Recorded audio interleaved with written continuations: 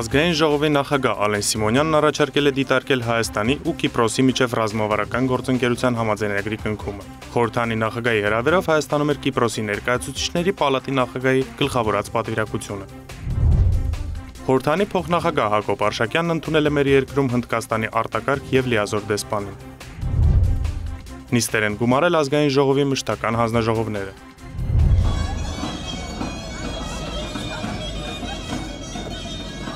Մայիսի 23-ին հանրապետության դպրոցներում հնչել է վերջին զանգը։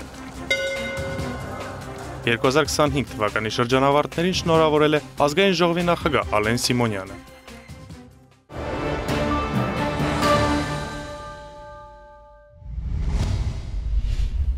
Սիրելի շրջանավարտներ, այսօր ձեր կյանքի կարևորագույն պահերից մեկն է։ Վերջին դասը միայն դպրոցական կրթության ավարտ չէ, այլ մի նորի սկիզբ, լի հնարավորություններով, մարտահրավերներով եւ մեծ երազանքներով։ Դուք հենց այն սերունդն եք, որի աչքերում ես տեսնում եմ ինքնիշխան, անվտանգ ու բարեկեցիկ Հայաստանի ապագան ու տեսլականը։ Ձեր այսօրվա եռանդն ու գործադրվելիք ջանքերը մեր երկրի վաղվա ուժն են։ Մեր երկիրն այսօր քան երբևէ ձեր գիտելիքի, նախաձեռնողականության ու ներուժի կարիքն ունի։ Միշտ հիշեք, կրթությունն ամենահզոր զենքն է։ Շարունակեք կրթվել, զարգանալ ու օգնել մեզ կառուցելու բոլորիս երազած Հայաստանը։ Եվս մեկ անգամ շնորհավորելով այս հիշարժան օրվա առթիվ, ցանկանում եմ, որ ձեր ճանապարհը լինի պայծառ ու լուսավոր, ուղեկցված մեծ հաջողություններով։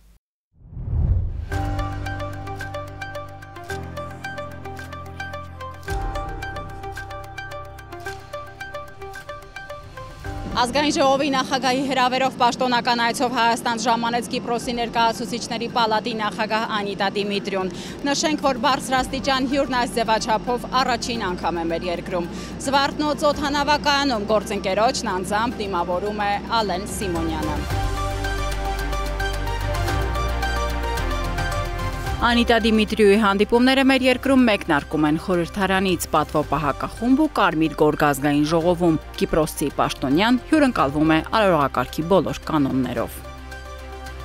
Հայ-կիպրական դարավոր բարեկամություն, ընդհանուր անցյալ տարբեր դրվագներում իրականացված փոխօգնությունը հասրանք են միավորում երկու երկրներին։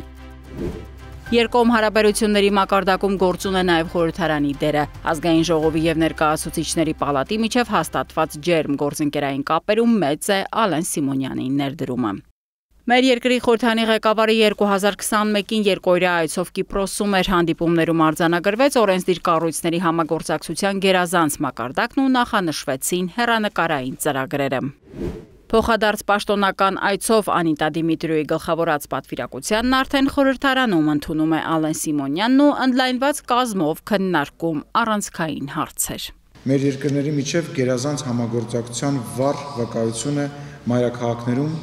ռեզիդենտ դեսպանությունների բացելու փաստը։ Ընդգծելով երկու երկրների միջև խորացող համագործակցությունը, Ալեն Սիմոնյանը գործընկերոջը հայտնեց երկկողմ բարեկամական հարաբերությունները նոր ֆունկցիոնալ մակարդակի բարձրացնելու ցանկության մասին, առաջարկելով դիտարկել Հայաստանի ու Կիպրոսի միջև ռազմավարական գործընկերության համաձայնագրի կնքումը, ինչն էլ իր հերթին ողջունեց Կիպրոսի ներկայացուցիչների պալատի նախագահը։ Կողմերն անդրադարձան նաև միջխորհրդարանական համագործակցությանը վերաբերող հարցերի, որի շրջանակում կարևորվեց Կիպրոսի հայ համայնքի գործունեությունը։ Քննարկման սեղանից անմասն չէին տարածաշրջանային խնդիրները։ Այդ համատեքստում ընդգծվեց Հայաստանի եւ Ադրբեջանի միջև արդեն համաձայնեցված համաձայնագրի կնքման անհրաժեշտությունը։ Խորհրդարանի ղեկավարը Անիտա Դիմիտրիուի ուշադրությունը հրավիրեց նաև Ադրբեջանում գտնվող գերիների եւ ապօրինի պահվող անձանց խնդրին, կարևորելով անհետ կորած զինծառայողների հարցը։ Ընդլայնված կազմով հանդիպմանը հաջորդեց մամուլի ասուլիսը, խորհրդարանների ղեկավարներին հարցեր ուղղեցին լրատվամիջոցների ներկայացուցիչները, մինչ այդ սակայն Ալեն Սիմոնյանը փաստեց։ Գործընկերը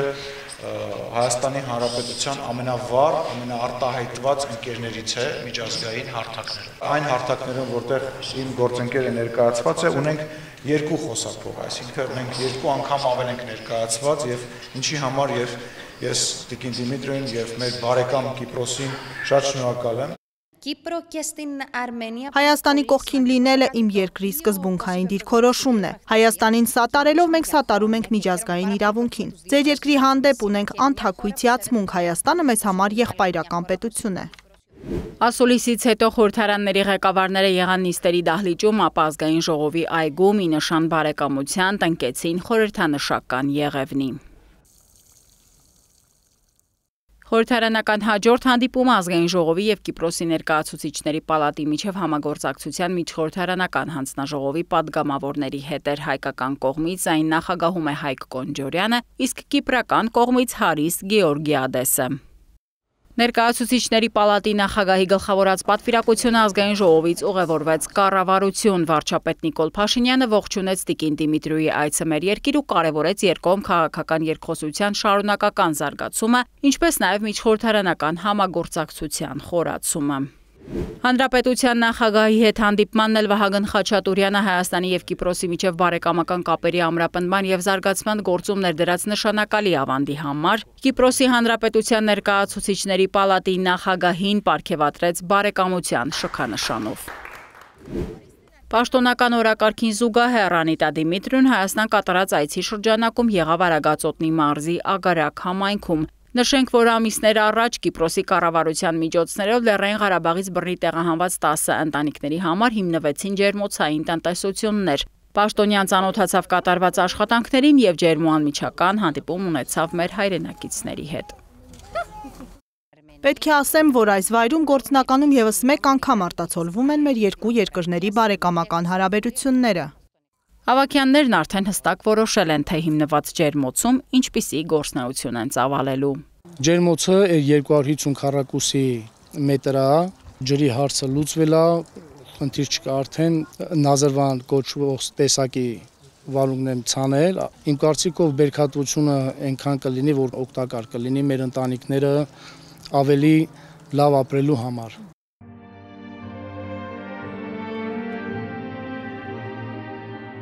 Մինչ Հայաստանից մեկնել է ներկայացուցիչների պալատի նախագահն այցելեց Ծիծեռնակաբերդի հուշահամալիր,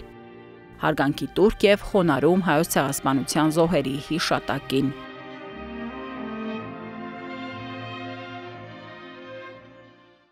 Պաշտոնական այցը մեր երկիր Տիկին Դիմիտրիուն ավարտեց հստակ արձանագրմամբ Հայաստանը Կիպրոսի համար եղբայրական պետություն է։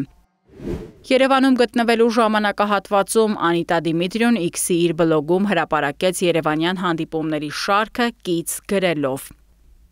Կիպրոսը եւ Հայաստանը միացված են պատմական եղբայրական կապերով, ընդհանուր սկզբունքներով եւ արժեքներով ու անկոտրում համերաշխությամբ։ Անչափ շնորհակալ եմ իմ ընկեր ազգային ժողովի նախագահ Ալեն Սիմոնյանին Երևան պաշտոնական այցի հրավերի համար։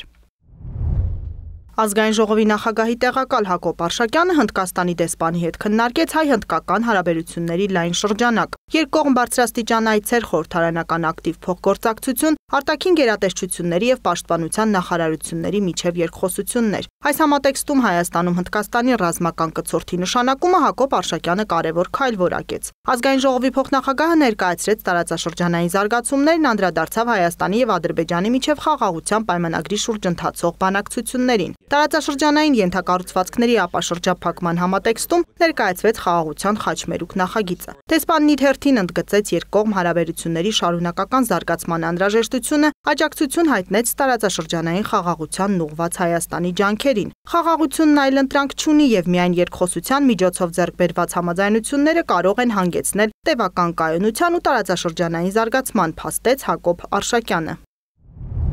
Այս շաբաթ նիստեր գումարեցին ազգային ժողովի մշտական հանձնաժողովները, օրենսդիրն ու գործադիրը մշակել էին օրենսդրական նախագծեր, որոնք միտված էին կարգավորելու մեր երկրի պետական իրավական, պաշտպանական եւ աշխատանքի ու սոցիալական ոլորտներին վերաբերող խնդիրները։ Նախորդ 5 տարիների վերլուծությունը ցույց է տալիս, որ մեր երկրում գողություններն ընդհանուր հանցագործությունների հանցակազմում կազմել են մոտ 36-ից 37%։ 2024 թվականին տոկոսային այդ հարաբերակցությունը նվազել ու հասել է 15.9%-ի։ Այդուհանդերձ տրանսպորտային միջոցներից կատարված գողությունների մասնաբաժինը ըստ էության ոչ թե նվազել, այլ մնացել է անփոփոխ ու կազմում է ընդհանուր գողությունների 24%-ը։ Խնդրի կարգավորման նպատակով պետական իրավական հարցերի մշտական հանձնաժողովում առաջին ընթերցմամբ քննարկվեց Հայաստանի Հանրապետության քրեական օրենսգրքում լրացում կատարելու մասին օրենքի նախագիծը։ Կառավարությունն առաջարկում է տրանսպորտային միջոցների բաղադրիչ մասերի, սարքերի կամ սարքավորումների գողությունը դիտարկել որպես գողության հանցակազմի երկրորդ մաս, որի պարագայում այն կդիտարկվի որպես միջին ծանրության հանցանք, ոչ մեծ ծանրության հանցանքի փոխարեն։ Օրենքի նախագիծն ընդունվելուց հետո հանցանք կատարած անձը կպատժվի տուգանքով 20 հատիկ կյանքից ցիսնապատիկի չափով կամ հանրային աշխատանքով 150-ից 270 ժամ տևողությամբ, կամ ազատության սահմանափակման 1-ից 3 տարի ժամկետով, կամ կարճաժամկետ ազատազրկման 1-ից 2 ամիս ժամկետով, կամ ազատազրկման 2-ից 5 տարի ժամկետով։ Միաժամանակ օրենքի նախագծի ընդունումից հետո դատական պրակտիկայում առավել մեծ հնարավորություններ կստեղծվեն նշված հանցատեսակի քննության ընթացքում նոր հանցագործություններ կատարելը կանխելու նպատակով կալանավորումը որպես խափանման միջոց կիրառելու համար։ Դատական պրակտիկան հուշում է, որ եթե տրանսպորտային միջոցներից կատարված գողությունները համակցված չեն այլ հանցագործությունների հետ կամ չեն ներառում պատժի այլ ծանրացնող հանգամանքներ, ապա դրանց մասով չեն լինում խափանման միջոցներ, ինչը ևս պատճառ է, որ նման դրվագները շատանան։ Այսինքն նույն մարդը, որը որ կատարել է այդպիսի հանցագործություն, մեր կողմից հայտնի ալնում այդ մարդը, մենք հայտնաբերում ենք այդ մարդուն, ձերբակալում ենք այդ մարդուն, հետո այդ մարդը դուրս է գալի եւ շարունակում է բազմադրվակ այդպիսի հանցագործություններ անել, այդ ընդհանուր 30 եւ 30-ից ավել դրվագներ ենք ունենում։ Հնարավոր է գողությունների մասնաբաժինը կրճատված լինի ընդհանուր հանցագործությունների կազմում այն պատճառով, որ քաղաքացիները նման հարցերով այլևս խուսափում են ոստիկանություն դիմել։ Արփինե Դավոյանը այս հարցից բացի մի դիտարկում էլ արեց։ Բացահայտելիություն չկա, ոչինչ չի փոխվում։ Մարդիկ ասում են, որ իրենց բողոքները արձագանք չեն գտնում եւ նույն ձևով ենթադրյալ հանցագործներն, այսպես ասած, շարունակում են իրենց գործունեությունը։ Դուք այդ մասով ունեք հետազոտություն։ Այն դեպքերում, երբ որ քաղաքացիները չեն դիմում ոստիկանություն առհասարակ, այդ դեպքերը ընդհանրապես գրանցումից դուրս են մնում եւ բացահայտման տոկոսում էլ բնականաբար չեն հաշվարկվում։ Այո, շատ դեպքերում տուժած անձիկ համաձայնության են գալիս գողություն կատարած անձի հետ հայտնի տելեգրամյան ալիքներով, որպեսզի շատ արագ վերադարձնեն իրենց պետհամարանիշը կամ գումարի դիմաց, որը ըստ էության շորտման դեպք է արդեն որտեղ գողության 25 թվականի 4 ամիսների 6.5% ունենք, որ մեղադրանք առաջադրվե, որ անձը հայտնի է եղել մեր օպերատիվ, սենց ասած ամփոփագրերով մեզ հայտնի է 27.2%-ն է բացահայտված։ Առկա պատասխանատվությունը չի բավարարում այն քրեաիրավական նպատակները, որոնք օրենսդիրը դրել է իր առջև, սա էլ արդեն հանձնաժողովի նախագահի դիտարկումներ։ Վլադիմիր Վարդանյանը նախ նշեց, որ մի փոքր տարակուսած է նախագծի հիմնավորումից, ապա հավելեց, որ խափանման միջոցը պատասխանատվության հետ առնչություն չունի։ Ես համաձայն եմ ձեզ հետ պրագմատիկ տեսանկյունից, որ եթե կալանք ես կիրառում եւ անձին զրկում ես այդ գողությունը որպես արհեստ օգտագործել նվազում կարող ենք ունենալ, բայց ըստ էության կալանքը չի մեր նպատակը։ Լինում են դեպքեր եւ ավտոմեքենայից ինչ որ գողություն է կատարում պարզապես դատարկ ձեռներով։ Մասնավորապես պետհամարանիշների դեպքում դա ձեռքով է հանվում, հայլիների դեպքում էլ շատ ժամանակ դա ձեռքով ուղղակի կոտրվում եւ հանվում է, եւ այլ պահեստամասեր ունենք, բաղկացուցիչ մասեր ունենք, նշաններ է, տրանսպորտային միջոցները, որոնք շատ հեշտ ուղղակի կոտրելու միջոցով ուղղակի վրայից հանվում են։ Եթե մենք հանցագործության տեսակը ըստ էության ոչ ծանր ենք դիտարկում, բայց ինչ որ մի պայծ սկսած հանցագործության տարածվածությունն է ըստ էության եւ դրա անհանգստությունը հանրությանը ձևավորվում է իր համար ավելի վտանգավոր աստիճան։ Նախագծի ընդունումը կնպաստի վիճակագրական այս պատկերի վերանայմանը, քանի որ հայտնաբերված անձանց նկատմամբ առավել խիստ խափանման միջոցներ կկիրառվեն, որոնք թույլ կտան կրճատել նման դեպքերը, նշեց փոխնախարարը, հավելելով, որ հանցագործության այս տեսակի կանխարգելման իրականացմանը զուգահեռ տարբեր այլ միջոցառումներ եւս կազմակերպվում են ուժեղացված ծառայությունների տեսքով։ Արդյունքում հանձնաժողովը նախագծին տվեց դրական եզրակացություն։ Ներկայում ցավոք նկատվում է պարտադիր զինվորական կամ այլընտրանքային ծառայության հայտարարված զորակոչից եւ վարժական հավաքներից խուսափելու դեպքերի աճ։ Եթե 2023 թվականի ընթացքում քրեական օրենսգրքի 461 եւ 462-րդ հոդվածներով նախաձեռնվել է 1499 քրեական վարույթ, ապա 2024 թվականի ընթացքում արդեն 1779 քրեական վարույթ։ Սա է պատճառը, որ կառավարությունն առաջարկում է վերանայել քրեական քաղաքականությունն ու հիշյալ արարքները կատարած անձանց նկատմամբ պատժողական ավելի խիստ քաղաքականություն վարել։ Ուստի Արդարադատության նախարարությունն առաջարկում է լրացումներ կատարել Հայաստանի Հանրապետության քրեական օրենսգրքում փոփոխություններ կատարելու մասին օրենքի նախագծում։ Նախագծով առաջարկում է զինվորական ծառայությունից խուսափելու հոդվածում 461-րդ հոդվածում պատժաչափը 2-ից 5 տարի ժամկետով ազատազրկումը փոխարինել 3-ից 6 տարի ժամկետով ազատազրկմամբ։ Վարժական հավաքներից խուսափելու հոդվածում 462-րդ հոդվածում առաջարկվում է սանկցիայի տուգանք պատժատեսակի չափը ամսական եկամտի նկատմամբ հաշվարկվող առավելագույնը 20-պատիկի չափով բառերը փոխարինել 15-պատիկից 30-պատիկի չափով, իսկ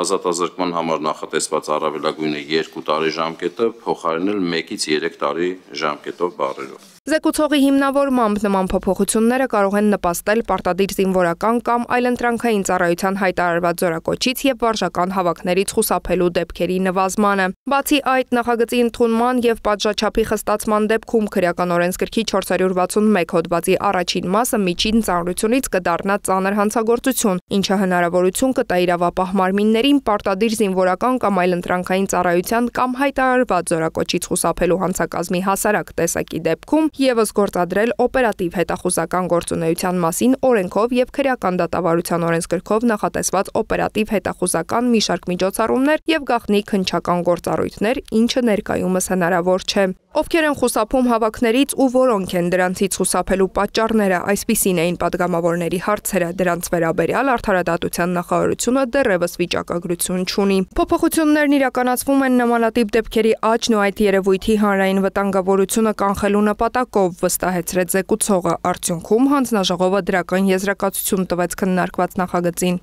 Պաշտպանության եւ անվտանգության հարցերի մշտական հանձնաժողովի նիստում քննարկվեց անկախ պետությունների համագործակցության մասնակից պետությունների անձանց միջպետական հետախուզման մասին 2010 թվականի դեկտեմբերի 10-ի պայմանագրում փոփոխություններ կատարելու մասին արձանագրությունը վավերացնելու մասին օրենքի նախագիծը։ Նախագծով առաջարկվող փոփոխությունները հնարավորություն կտան ԱՊՀ մասնակից պետությունների իրավասու մարմիններին տեղեկատվական համագործակցության շրջանակում կիրառել փաստաթղթերի էլեկտրոնային պատճենները։ Այս պահի դրությամբ ԱՊՀ հետախուզումները իրականացվում են ամբողջությամբ թղթային եղանակով,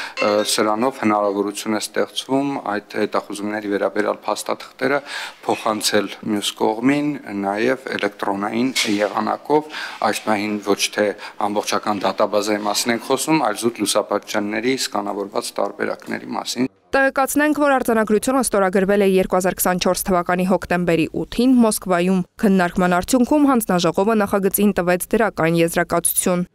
Աշխատանքի եւ սոցիալական հարցերի մշտական հանձնաժողովի նիստում էլ քննարկվեց Հայաստանի Հանրապետության եւ Կատարի պետության կառավարությունների միջև ստորագրված համաձայնագրի վավերացման մասին հարցը, որով կանոնակարգվում են Կատարի տարածքում Հայաստանի քաղաքացիների աշխատանքային գործունեության հետ կապված հարցերը։ Փաստաթղթի վավերացման նպատակը երկու երկրների միջև արդյունավետ համագործակցությունը շարունակական դարձնելն է, բարեկամական հարաբերություններն ամրապնդելն ու Կատարում աշխատող Հայաստանի Հանրապետության քաղաքացիների աշխատանքային գործունեությունը կանոնակարգելը։ Համաձայնագրի կարգավորում Հայաստանի Հանրապետության քաղաքացին դեպի Կատարի պետություն մուտքի, այնտեղ աշխատանքի, գործունեության իրականացման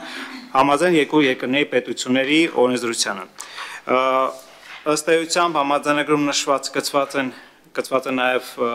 աշխատանքային պայմանագրի նմուշային տարբերակը եւ ընդհանուր սկզբունքներ են ամրագրված, այն որ առաջարկը որ պետք է ներկայացվի Հայաստանի Հանրապետության քաղաքացիում այնտեղ աշխատելու գործատուի մոտ նախորդ պետք է հավաստացված լինի տվյալ երկրի լիազոր մարմնի կողմից եւ պայմանագրի եւ առաջարկի տարբերություն չպետք է լինի բովանդակությամբ, այսինքն ինչ մասնագիտությամբ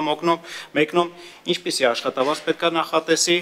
նաև որոշակի երաշխիքները։ Համաձայնագիրը մինչ այս ուղարկվել է Սահմանադրական դատարան, դատարանը գտել է, որ այն համապատասխանում է մեր երկրի սահմանադրությանը, նախագիծը արժանացավ հանձնաժողովի հավանությանը։